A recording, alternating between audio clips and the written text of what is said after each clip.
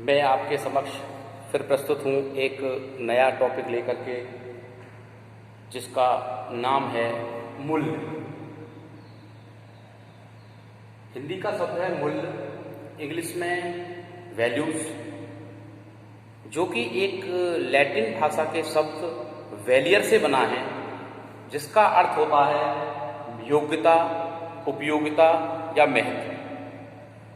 अर्थात वैल्यूज क्या है, मूल्य क्या है। एक तो मूल्य ये होता है प्राइस, जैसे इसका प्राइस कितना है, तो मार्केट में बताया गया इसका प्राइस आप 50 रुपये, तो हमने 50 रुपये दिए पेड़ के लिए, तो ये तो मूल्य वो हो गया। लेकिन एक मूल्य होता है जो कि मानव की मोरलिटी से संबंधित होता है, मनुष्य के आदर्शों से संबंधित होता है, मनुष्य के सिद्धांतों से संबंधित होता है कि किसी व्यक्ति की समाज में कितनी वैल्यू है, वो कितना सोशल है, कितना समाज में रहता है, कितने अच्छे कार्य करता है, उसका चरित्र कैसा है, बहुत सारी चीज़ें होती हैं। यानी कि मूल्य वह हैं जिससे किसी व्यक्ति की समाज के लिए उपयोगिता, महत्व का आकलन किया जाता है।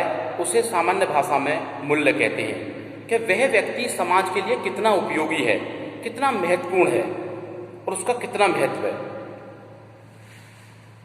मूल्यों के प्रकार, व्यक्तिगत मूल्य यानी पर्सनल वैल्यूज, यानी हर व्यक्ति के अपने अपने अलग मूल्य होते हैं, यानी उनके पर्सनल सिद्धांत, उन्हें व्यक्तिगत मूल्य कहते हैं। सामाजिक मूल्य, एक व्यक्ति समाज के प्रति कैसी भावना रखता है, क्योंकि मनुष्य एक सामाजिक प्राणी है और वह समाज में किस तरह का बर्ताव करता है, समाज में उसकी क्या उपयोगिता है, क्या महत्व है, वो अपने नागरिकता के गुणों का निर्वहन कर रहा है नहीं कर रहा है, वो कहलाते हैं सामाजिक मूल्य। शैक्षिक मूल्य, हर व्यक्ति शिक्षा प्राप्त करने के बाद बौद्धिक विकास करना चाहता है, और जो बौद्धिक विकास करता है और बौद्धिक विकास करने के बाद ही वह उचित नागरिक बन पाता है और समाज के लिए उचित कार्य करता है, वह कहलाता है शैक्षिक मूल्य। राजनीतिक मूल्य, क्योंकि राजकाजी व्यवस्था में मनुष्य को राजनीतिक संबंधी जानकारी भी होनी चाहिए और एक अकाउंटेबिलिटी और रेस्पॉन्सिबिलिटी के साथ अपने मत और राजनीति में सक्रिय भागीदारी निभा करके एक सही दिशा में राजनीति का चुनाव करना चाहिए।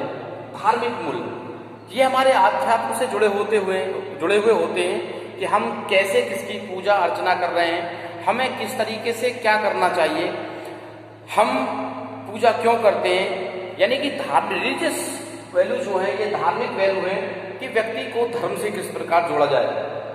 चारित्रिक वैल्यू, आपने भी सुना हुआ, अगर व्यक्ति का धन खो जाए तो कुछ नहीं खोया, और व्यक्ति का शरीर कुछ खो जाए, मतलब स्वास्थ्य खराब हो जाए तो कुछ खो जाता है, लेकिन अगर व्यक्ति का चरित्र खराब हो जाए तो उसका जीना दुर्लभ हो जाता है और वह जिंदा ही मर जाता है। इसलिए चरित्रवान अपने चरित्र को साफ सुथरा रखना और ब्रह्मचर्य का पालन करना चारित्रिक वैल्यू कहलाता है। सौंदर्यात्मक वैल्यू, आजकल एक ट्रेंड चल रहा है नेचर से लगाव, प्रकृति से लगाव, प्लांटेशन करिए, क्योंकि अभी जो कोविड-19 से संबंधित जो बीमारी आई थी तो उसमें देखा गया था कि ऑक्सीजन लेवल निरंतर गिरता जा रहा था, जिसके कारण विभिन्न प्रकार की डिसीज हो रही थी।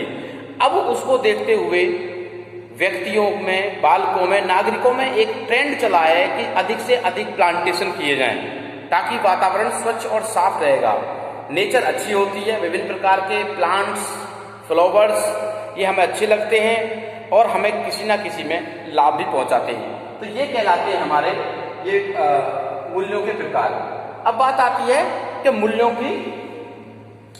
के विकास में परिवार की भूमिका, क्योंकि आजकल आपने देखा होगा कि लगातार मूल्यों की गुणवत्ता में कमी आ रही है, बच्चों में एक तरह से विरोध की भावना पैदा हो रही है, वो अपने आदर्शों, मूल्यों, नैतिकता के गुणों से परे होते जा रहे हैं।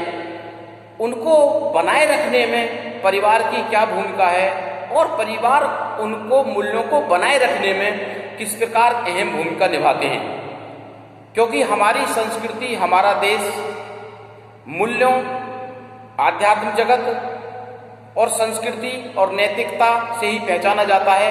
इसलिए इन मूल्यों को बनाए रखना अत्यंत आवश्यक है और इसमें परिवार की क्या भूमिका है। पहला है, परिवार का भौतिक वातावरण श्रेष्ठ होना चाहिए। जिस फैमिली में बच्चे रहते हैं उसका वातावरण साफ सुथरा होना चाहिए, कहीं कोई मलिनता ना हो, कोई गंदे विचार ना हो, एनवायरनमेंट बिल्कुल स्वच्छ रहेगा। तो वहां पर एनवायरनमेंट का मतलब आपस में जो संबंध हैं वो सबके हेल्दी रहेंगे।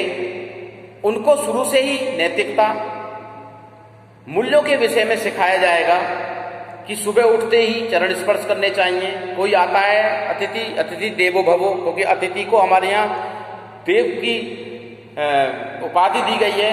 किस तरीके से किससे बातचीत करनी चाहिए, तो उन बच्चों में निश्चित ही मूल्यों का विकास होगा। दूसरा, परिवार का सांस्कृतिक वातावरण। देखिए, हमारे जीवन पर, हमारे मूल्यों पर, हमारे नैतिक गुणों पर हमारी संस्कृति की अमिट छाप होती है, क्योंकि संस्कृति एक ऐसी चीज है जो हस्तांतरित की जाती है, युगों युगों से चली आ रही है, और उस परंपरा को हम आगे बढ़ा रहे हैं। तो जो बच्चे हैं, मोरलिटी के आधार पर जब हम उनको ऐसे उदाहरण देंगे तो बच्चे भी अपनी मोरलिटी को बनाए रखने में आगे बढ़ेंगे, और वो अपनी मोरलिटी को बनाए रखने में पूरी तरीके से रेस्पॉन्सिबल होकर के उसको आगे बढ़ाएंगे। इसलिए जो परिवार का सांस्कृतिक वातावरण वो अच्छा होना चाहिए। परिवार के सदस्यों के आपसी संबंध मधुर होने चाहिए।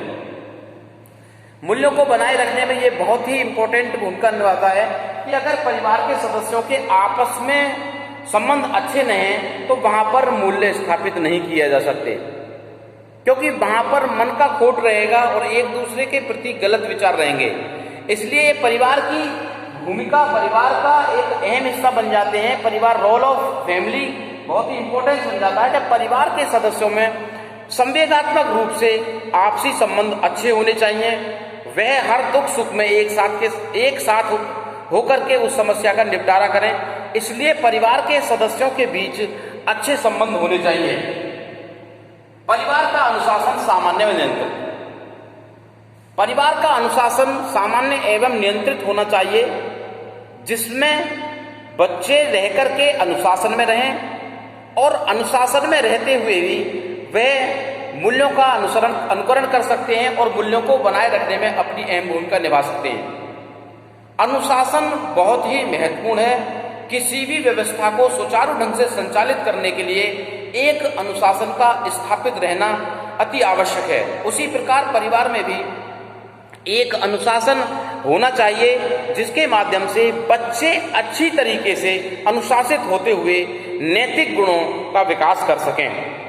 नेक्स्ट है, माता पिता की कथनी और करनी में अंतर नहीं होना चाहिए।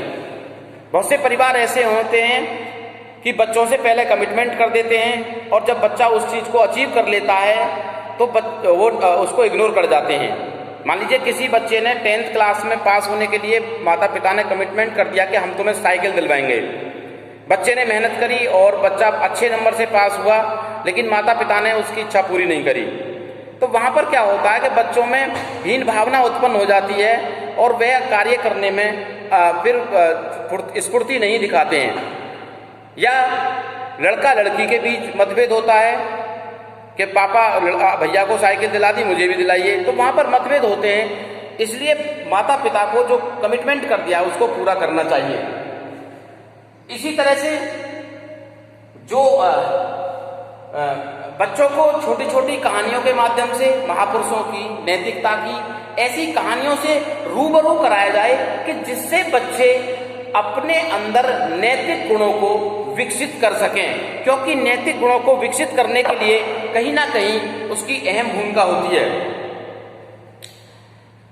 परिवार के सभी सदस्यों को छोटे बच्चों में नैतिक मूल्यों के प्रति चेतना उत्पन्न करनी चाहिए, नैतिक मूल्यों की इंपॉर्टेंस बतानी चाहिए, अनुशासन, मूल्य, नैतिकता आदि की आवश्यकता, इसके महत्व, इसकी उपयोगिता को अगर बच्चों में शुरू से ही डेवलप किया जाए तो निश्चित ही हमारे आने वाली पीढ़ी नैतिक गुणों से पूर्ण हो सकती है और नैतिक गुणों हमारे नैतिक गुण हमेशा बने रहेंगे और अच्छे नैतिक और मूल्यवान बच्चे अच्छे नागरिक बन सकते हैं। धन्यवाद।